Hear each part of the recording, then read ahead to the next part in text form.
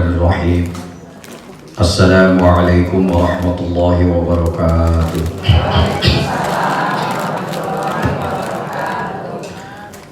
Nasi uduk, nasi lemak, pakai salam, pakai sereh. Yang duduk mah ieu teh banyak, tapi jawab salam acan kabeh. Daun salam kue opak. Para bundaku terkasih, kalau menjawab salam harus goreng opak dina bulan. Ibu-ibu jawab salam belum kompak karena banyak bulan. Dina bulan aya panggung naik. Ibu-ibu ngaruleng sebab harga-harga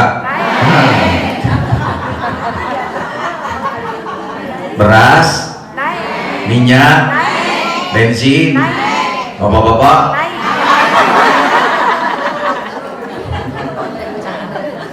kayaknya masih suka dinaikin ya. Ulangi ah. Assalamualaikum warahmatullahi wabarakatuh. Alhamdulillahilladzi anzala sakinata fi qulubil mu'minin liyazdadu imanan ma'a imanihim. Asyhadu an la ilaha illallah wahdahu la syarikalah wa asyhadu anna Muhammadan abduhu wa rasuluh. Allahumma shalli wa sallim wa barik ala sayyidina Muhammadin wa ala alihi wa sahbihi ajma'in, amma ba'd. Faqala Allah ta'ala fi kitabihil karim, a'udzu billahi minasy syaithanir rajim, bismillahirrahmanirrahim. Wasta'inu bis sabri was salah wa innaha lakabiratun illa 'alal khashi'in.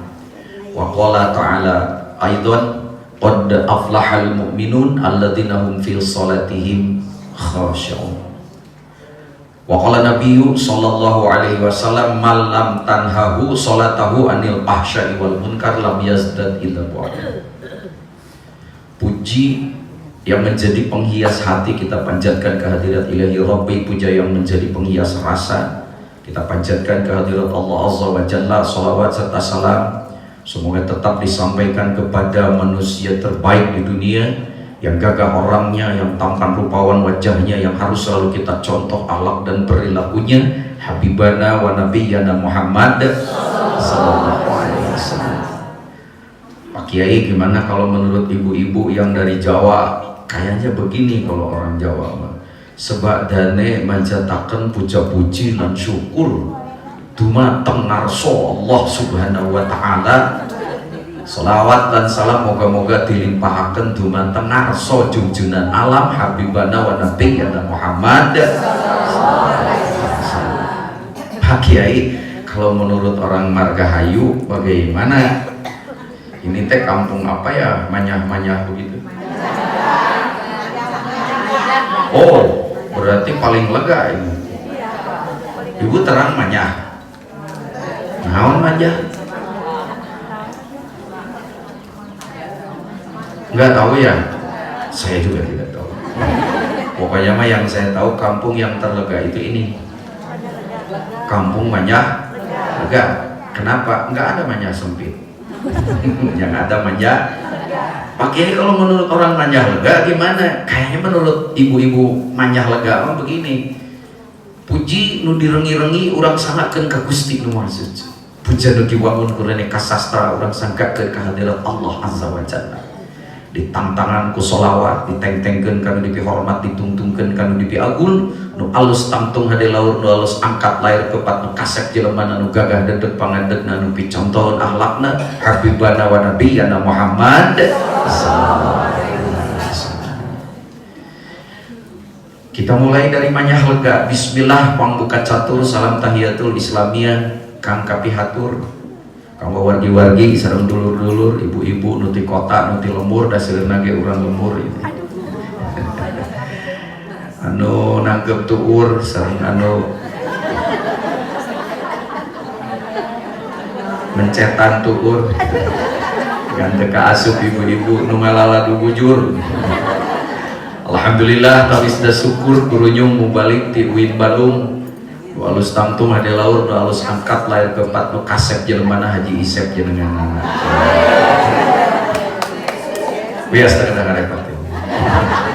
nanging semualun kembang Tanjung Merak kembang Malati mubalik mualami di panggung sabab ngagarapak sieun digabruku nini. Ada nini yang nanya sama saya, Pak Iser kemana jalan ke Jogja? Kan ke sini, ke penyeberangan. Pak Iser kemana jalan ke sorga? Kan di sini, di tempat kita untuk menghimpun ilmu, mendapatkan barokah. Amin ya rabbal. Pertama-tama saya mengucapkan salam hormat, salam takdim saya kepada ibundaku terkasih, karena wasilah beliau saya sampai di sini. Sebetulnya beliau bukan siapa-siapa, beliau ibunda saya, karena suami beliau orang yang memberikan ilmu kepada saya. Saya diajar oleh suami beliau. Dulu zaman kuliah kalau tidak salah saya pernah ke sini, karena suka dibawa tuh dari UIN itu para mahasiswa itu Pak. Cuman sudah lupa, tahu-tahu sudah pada begini. Dulu nona-nona, sekarang jangan kenceng. Saya merasa paling muda karena di tengah hanya ada berapa ini nona-nonanya. Semoga dengan wasilah beliau, pahalanya sampai kepada beliau sebagai sesepuh ketua BKMMT, beliau senantiasa dijaga oleh Allah kesehatan lahir batinnya. Salam takdim saya sampaikan kepada ayahandaku terkasih, Bapak Ketua DKM beserta para sesepuh yang sebetulnya tausiahnya sudah cukup oleh beliau tadi. Cuman hati-hati, yang tadi apa itu? Tahu siapa? Tahu siapa? Padahal tadi itu intinya kan itu. Jangan pernah lepas dari tuntunan Al-Quran dan Sunnah, karena itu yang akan menyelamatkan kita. Hanya persoalannya adalah yang ceramah Quran banyak, yang menyampaikan tausiah banyak, pengajian di mana-mana, kok hidayahnya sulit nyampe. Halo, ngaji belegu. Alhamdulillah lagi ngaji mau ibu-ibu di sini soleh semua, 7 lekah video edan. Apa yang terjadi ya?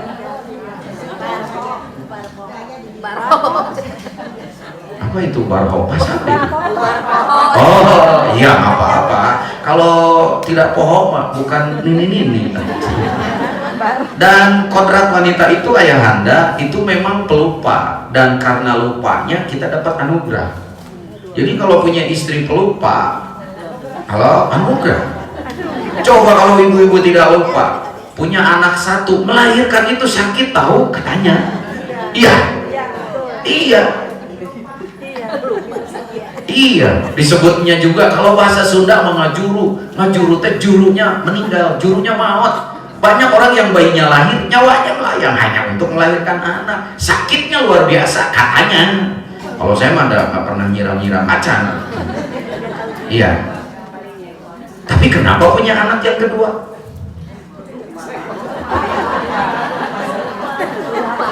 Karena pelupa. Jadi jangan dimarahin kalau ibu-ibu apalagi sudah tua lupa, itu hukum saja tidak kena kepada orang yang lupa, asal jangan ngelupa-lupain. Apa yang suka dilupa-lupain? Utang.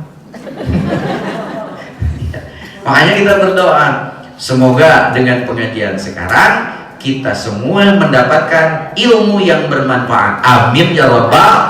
Kalau udah amin selesai kan khutbah gitu ya, khutbah di sini ya, Pak DKM itu khutbah berapi-api, tahu-tahu yang di belakang bilang amin, ternyata nyuruh berhenti. Ya, ibu-ibu kalau ngaji dengan saya jangan terlalu serius, ternyata orang yang terlalu serius itu cepat tua. Bawa ya ke karolote serius tuh ini. Biasa aja, apalagi ada ustadz yang pekerjaannya nakut-nakutin aja, ini neraka, itu bid'ah, ini nggak bener. Ya, mana yang benernya? Akhirnya orang mau sholat tuh takut, ini takut bid'ah katanya. Kalau tidak begini nggak kayak Nabi. Akhirnya baik orang mau cicing Jangan begitu. Jadi santai saja ibu, tenang saja. ya nyaman aja ya. Dan mudah-mudahan pengajian saya tidak terlalu lama, karena memang di dunia ini yang enak itu yang sebentar. Ibu-ibu ketawa enak karena ketawanya sebentar. Coba ketawanya 3 hari 3 malam tidak berhenti, dibawa ke Islam. Yang ketiga, tausiahnya sudah, pesannya sudah. Bahkan ada ayat Al-Quran yang sangat menggelitik kita ketika tadi dibacakan. Dan ayatnya jelas, qad aflahal mu'minun alladzina hum fi sholatihim khashi'un. Qad itu litahqiq, untuk meyakinkan bahwa kalimat yang akan disampaikan, pesan yang akan disampaikan, kebenarannya jangan pernah dilakukan lagi. Setelah qad muncul kata aflaha. Qad aflaha, sungguh berbahagia. Bahkan itu sungguh sudah berbahagia, sudah, sedang, akan, dan akan terus bahagia. Itu kata aflaha. Aflaha itu kalau menurut para ahli bahasa itu fi'il mudhari'. Fi'il mudhari' itu artinya sekarang, yang akan datang, dan seterusnya. Sungguh sekarang, yang akan datang, dan seterusnya. Dia akan bahagia. Siapa? Alladzina hum fi sholatihim khashi'un. Wah, ini berita mengejutkan, karena selama ini yang kita sebut bahagia itu jika punya duit, harta, tahta, wanita, mobil Toyota, pabrik bata, ibu Ita, itu baru yang tata. Semuanya cukup. Ternyata enggak menurut Allah. Yang bahagia itu bukan orang yang kaya, karena banyak orang yang kaya ternyata kekayaan tidak menjadi jaminan. Bahkan dia makin kaya, makin repot hidupnya. Orang yang miskin menyangka bahwa yang bahagia itu yang punya duit. Siapa bilang orang yang punya duit ternyata belum tentu bahagia, karena duit tidak bisa menolong dia. Kalau betul duit bisa menolong dia, maka ada orang yang sakaratul maut, malaikat maut datang, bawa tuh duit 1 peti, berikan kepada malaikat Israel. Tinggal dibilang ke malaikat Israel,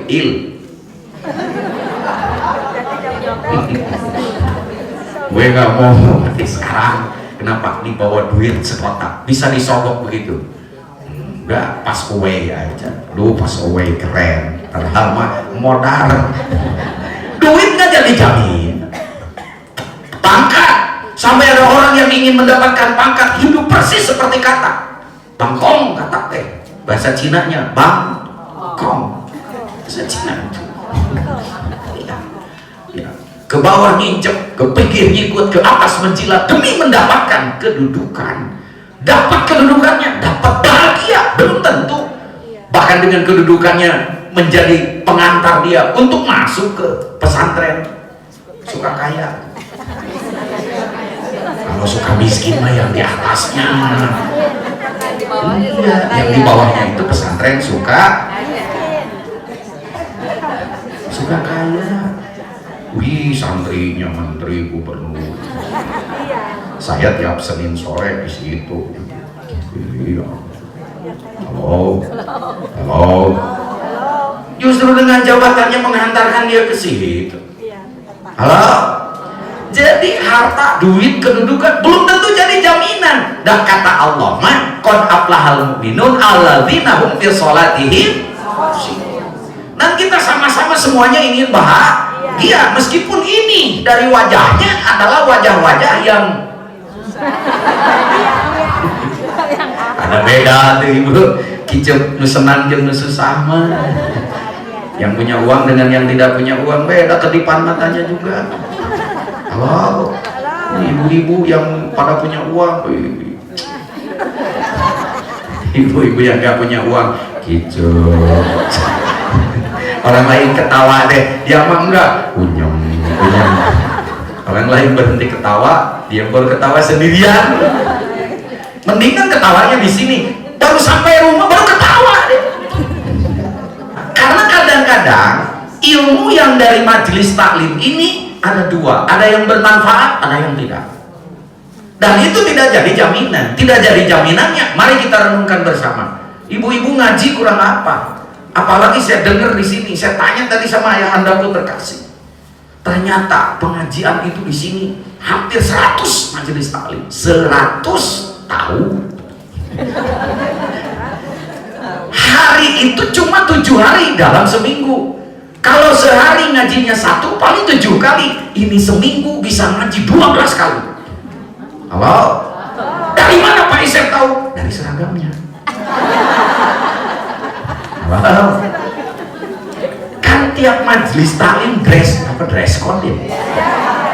Dress code-nya itu berbeda.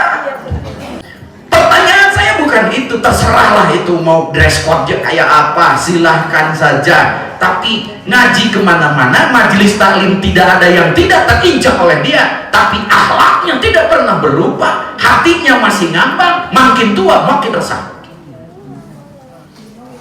Halo? Nah, jempol. Ih, makin tua deh, bukan makin soleh, makin belikan. Tahu belikan? Bahasa Jerman itu, belikan. Mudah tersinggung, sensitif. Apa jenengnya? Ya itulah pokoknya. Nah itu bahasa Cinanya, terkaopang. Bahasa Cina itu. Iya, tersinggung di majelis taklim sedikit gara-gara mak teh itu kerudung baru ya. Kok dipakai sama teteh? Kayaknya nggak bagus deh. Cuman ngomong gitu, ngomong sama anaknya, mama mau ke majelis taklim tadi. Disambar sama temennya, mak teh cek ayo orang ke majelis taklim. Enggak, tawakuf aja ngalaka. Nah jadi hati masalah kerudung diasuhkan karena hati gerasok. Kalau di rumahnya kalau sholat karena sudah tua teh cenah gitu, cenah sampai sholat itu kadang-kadang lupa, diingetin sama cucunya, mak atuh jangan lupa sholat teh ini teh sudah mau maghrib. Oh iya ya, tapi sama hutang ingat. Sampai dia ngomong ke anaknya, nah sini, ke cucunya sini, si eta, si itu tuh rumah nomor sekian itu punya hutang sama nenek. Si ini segini, si ini segini. Ingat bu. Terus anaknya nanya, mak hari emak sudah sholat belum? Asam geus asa encan. Itu gerak hari hutang inget hari sholat poho deui. Ayo sholat teh ya Allah, poho rakaat. Yang lebih mengerikan lagi adalah lupa bacaan. Kenapa? Nyadar-nyadar dia masih berdiri, kenapa curugnya ngacu? Karena ternyata yang dibaca itu doa tahiyat. Nah, terus ke entok apa yang ada isukan dia kan? Ya biarinlah hal yang seperti itu. Ini ilmunya itu bermanfaat atau enggak? Kemana hasil dari ngajinya itu? Kenapa? Karena ilmu yang bermanfaat cirinya dua. Satu, bukan hanya diingat. Yang kedua, menjadi amal. Dan yang ketiga, merubah perilakunya dari keadaan yang buruk menjadi keadaan yang lebih baik. Itu baru ilmunya bermanfaat. Saya khawatir ngaji di sini yang ingat cuma yang ketawanya doang, tapi ilmunya tidak bermanfaat. Maksudnya ilmu dari saya tidak pernah ibu amalkan. Kenapa? Karena cuma enak didengar, tapi untuk diamalkan susah. Kenapa ya? Ilmunya banyak tapi susah untuk pengamalan. Itu pertanyaan kita. Yang kedua, alatnya tidak berubah. Makin banyak ngaji, makin brengsek sama suami. Sampai yang tadi teh yang mentang-mentang sudah tua. Halo, bapak ieu sedang sekolot ieunya sing hidang we. Nah yang dahar tah duit nak beli we ka warungnya. Kenapa kami rek ke pengajian? La ilaha illallah. Apa yang terjadi? Makin tua makin parah. Yang lebih parah lagi, dia belum tahu kepastian apakah meninggalnya itu husnul khotimah atau su'ul khotimah. Jangan main-main. Perjuangan hidup kita ngaji kemana-mana, ibadah apapun silakan laksanakan. Satu saja, kita harus berjuang akhiri hidup ini dengan husnul khotimah. Dan husnul khotimah tidak ada jaminan. Karena ada orang zaman Rasulullah, amalnya luar biasa, ibadahnya luar biasa, sedekahnya luar biasa. Sampai dia itu pernah diiringi sama sahabat yang lain. Sampai beliau mengatakan, ya Rasulullah, saya iri dengan sahabat itu. Dia banyak sedekahnya, dia banyak ibadahnya, dia perang ikut kemana-mana. Kayaknya dia hidupnya itu luar biasa bahagianya dan mati akan husnul khotimah. Apa kata Nabi? Belum tentu. Belum tentu. Makanya nggak ada jaminan. Jaminannya hanya satu, man kana akhiru kalamihi la ilaha illallah dakhala jannah. Itu jaminan. Sekali lagi, man kana akhiru kalamihi la ilaha illallah dakhala jannah. Barang siapa yang akhir hayatnya pada detik nyawa-nyawa yang dilepaskan, nafas terakhirnya keluar bersama la ilaha illallah dakhala jannah, tidak akan masuk surga kalau dia tidak husnul khotimah. Kejar itu. Bagaimana cara mengejarnya? Kita harus tahu alat apa yang harus kita pakai supaya di akhir hayat kita la ilaha, karena tidak ada jaminan. Kenapa tidak ada jaminan? Imam Ibnu Katsir sampai pernah mengatakan, man asya ala syai'in famata'ali. Barang siapa yang kebiasaan hidupnya seperti itu, maka dari mulai sakaratul maut sampai meninggalnya dalam keadaan seperti itu. Jamaah rahimakumullah. Kalau begitu, untuk mencapai husnul khotimah itu harus kita upayakan. Upaya yang paling harus kita pertahankan dari mulai ibadah yang paling pokok dulu. Kenapa? Karena semua kita, mohon maaf, kita ini akan mati. Bakal mau.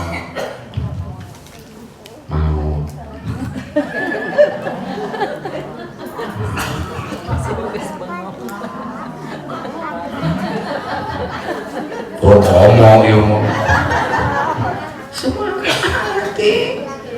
Yang tua apalagi yang muda mati, bayi baru lahir bisa mati, dan itu nggak ada jaminan, ibu.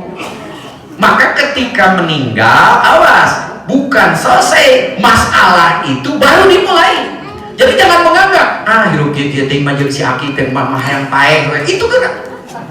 Meninggal bukan menyelesaikan masalah. Ternyata selesai meninggal, semua masalah-masalah yang ibu sembunyikan selama ini di balik pengajian kita, di balik kesolehan kita, di balik kerudung kita, di balik ngomongnya yang seperti anggota majelis taklim, ternyata tidak jadi jaminan. Kenapa? Karena yang jadi jaminan semuanya akan dihisab, semuanya disembunyikan. Yang pertama kali dihisab dari amal kita ternyata sholat kita. Di dunia bisa membuat kita bahagia. Nu tadi nu kicep nanti bahagia, insya Allah kalau ibadah ininya benar, mah kicepnya akan berubah jadi bahagia. Di akhirat dia akan menolong kita. Apakah itu Pak Isep? Itulah sholat bu ternyata. Maka punten topik ketika diminta Pak Isep judulnya apa? Judulnya jaga sholatmu. Insya Allah sholat akan menjagamu. Benar itu teh? Kapan saya tidak benar? Karena itu teh dari hadis, dari Quran. Makanya Allah itu memerintahkan hafidhu ala sholawat, jaga sholat kalian, terutama yang 5 itu, karena dia yang akan membelamu di akhirat, apalagi di dunia. Ya, perbaiki sholatmu, insya Allah hidupmu akan Allah perbaiki. Sekarang hidupnya kan belum tentu baik. Dari mana? Apa tina kijuk na beda. Tong bohong, dah kijuk nu susah jeung nu senang mah beda itu. Iya benar Kiai, saya tidak, kalau sudah tidak malu mas saya teh sayang cerai gitu si bapak teh. Cuman saya teh mikir 2 kali Ustadz, karena saya sudah tua, sudah kolot. Kalau saya masih muda mah saya mah tidak takut, karena kalau saya cerai jadi janda masih heran, namanya jahe. Nah, heran. Kalau sudah tua udah kolot, jalot. Akhirnya hidup rumah tangga itu tidak jelas tujuannya, yang ada hanya mempertahankan status. Padahal rumah tangga itu setengah untuk bekal ke surga didapat dari rumah tangga. Kenapa ya hidup saya seperti ini Pak Ustadz? Ada lagi yang datang ke pengajian itu ternyata pelarian. Halo, ini mah di tempat saya, masa di sini mah enggak? Halo, itu teh dari obrolan ibu-ibu kecil. Nah gini nggak ada masuk ke pengawasan nyeta tuh. Kenapa? Di imah teh kumahannya dengan suami bertengkar, hari diajak pas ya dan sekolot bapak nanti diajak gelut watir dilepaskan siun itu balik deui kumaha mengincungnya pada marah sama saya. Ya ibu-ibu juga banyak ternyata yang begitu. Pantesan ilmunya tidak masuk, karena niat lari ke majelis taklimnya itu seperti itu. Gak ada lagi kegiatan, di rumah sudah bertengkar sama cucu, sama suami bertengkar terus, akhirnya lari ke pengajian. Yuk kita luruskan, karena kita harus dapat ilmu ini. Ilmu apa? Sholat. Jaga sholatmu, perbaiki sholatmu. Ada masalah dalam kehidupan, berarti sholatmu bermasalah. Kenapa sholat bermasalah, Pak Isep? Perhatikan. Pertama, sholat itu ternyata ada dua nilainya. Satu, sholat mardud. Dua, sholat makbul. Kita mah yang suka mendengar hanya ibadah haji yang makbul dan mabrur. Enggak. Semua ibadah termasuk sholat kita, sholat ibu, sholat saya, sholat suami, sholat ustaz, siapapun, sholat itu hanya ada dua nilainya. Satu, sholat mardud. Dua, sholat makbul. Sholat mardud adalah sholat yang secara fikih sah. Jadi kalau dilihat rukunya, sujudnya, duduk tawaruknya, duduk iftirosnya, sampai dia itu salam, menurut fikih sah. Tapi ternyata di mata Allah ditolak. Ini ngerinya loh. Dari mana Pak Isep ada keterangan seperti itu? Ada hadis yang diceritakan. Di dalam hadis itu dikatakan, di yaumil kiamah nanti, mohon maaf, ada orang yang tukang sholat tapi diponis oleh Allah dia harus masuk neraka. Sampai orang ini protes kepada Allah. Kira-kira mirip protesnya begini, saya sebut begini dalam bahasa yang saya terjemahkan secara bebas biar bisa dimengerti. Masa saya harus masuk neraka? Apa kata Allah? Malaikat, ini adalah hari pengadilan yang seadil-adilnya. Perlihatkan nilai sholat orang ini, ambil dari kotak amalnya, beritahu kepada dia apa yang terjadi. Malaikat mengambil nilai sholat orang itu, dibukakan dari kotak amalnya itu, maka diibaratkan sholatnya itu persis seperti kain lusuh yang kucel, kumel, dekil bahasa Inggrisnya, bahasa Indianya kulehe gitu ya, dilemparkan kepada mulut orang itu. Makan lo sholat lo yang dibangga-banggakan, ditolak di mata Allah. Nah itu ya Allah, mana sholat yang mardud? Ciri sholat yang mardud adalah setelah selesai melaksanakan sholat itu tidak ada perubahan apapun di dalam akhlak kehidupan sehari-hari. Sholat ngomongnya masih menyakitkan tetangga. Sebelum sholat bahkan dia wudhu. Wudhu itu sunnahnya kumur-kumur dulu. Apa yang dibersihkan dengan kumur-kumur dari wudhu? Ternyata mohon maaf hanya tai giginya.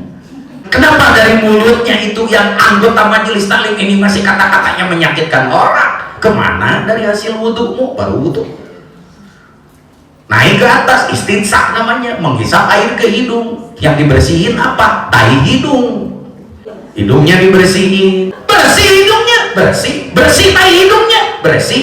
Seharusnya yang bersih tai hidungnya, maka ketika itu sudah bersih, yang tercium itu adalah raihatul jannah, wangian surga dan kebaikan tetangga. Kenapa dia membersihkan hidung? Mohon maaf, dengan istinsak berkali-kali, sehari 5 kali. Kebaikan tetangga tidak pernah tercium oleh dia, tapi kejelekannya beda blok, beda RT, beda kelurahan masih tercium. Kemana hasil wudhunya?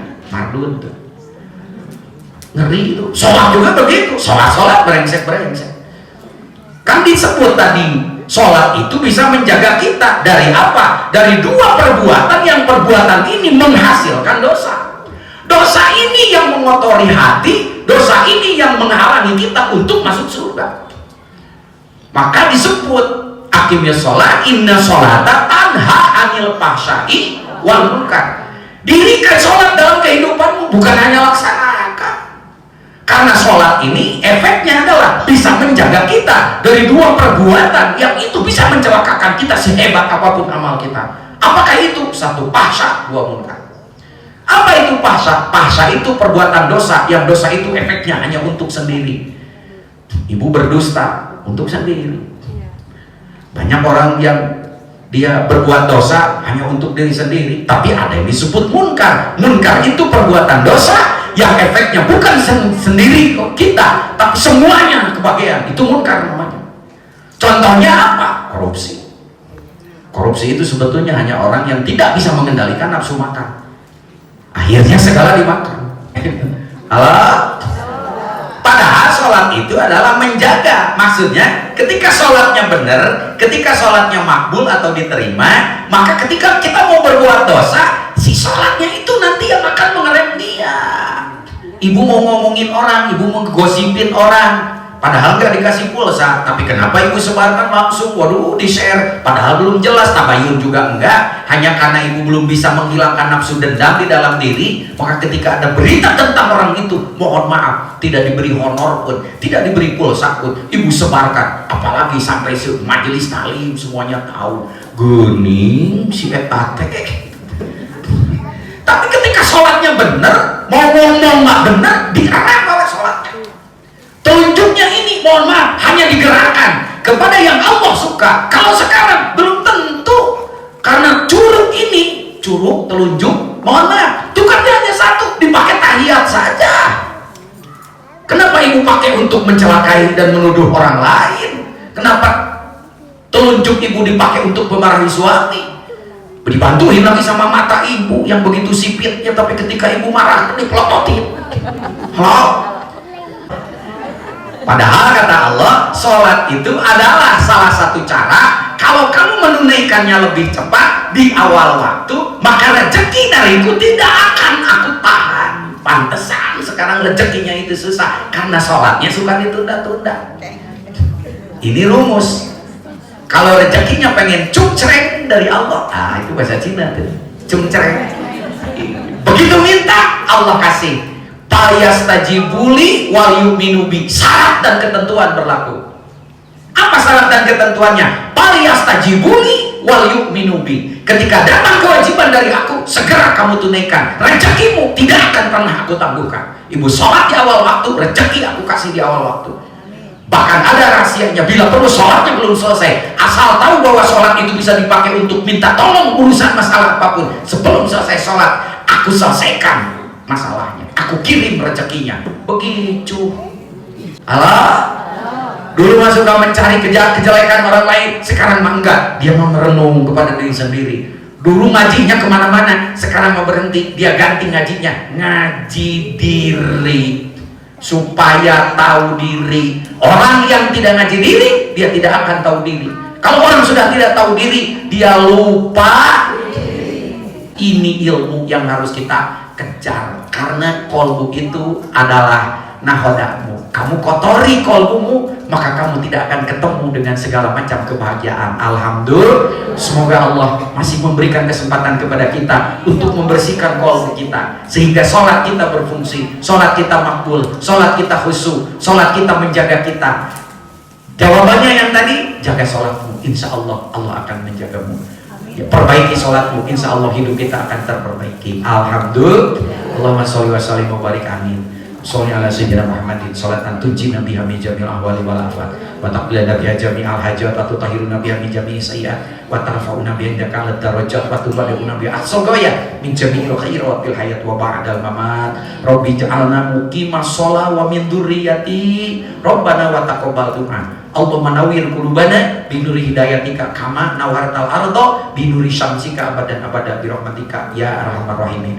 Rabbana atina fid dunya hasanah wa fil akhirati hasanah wa qina adzabannar. Subhana rabbika rabbil izzati amma yasifun wa salamun alal mursalin walhamdulillahi rabbil alamin. Wassalamu alaikum warahmatullahi wabarakatuh.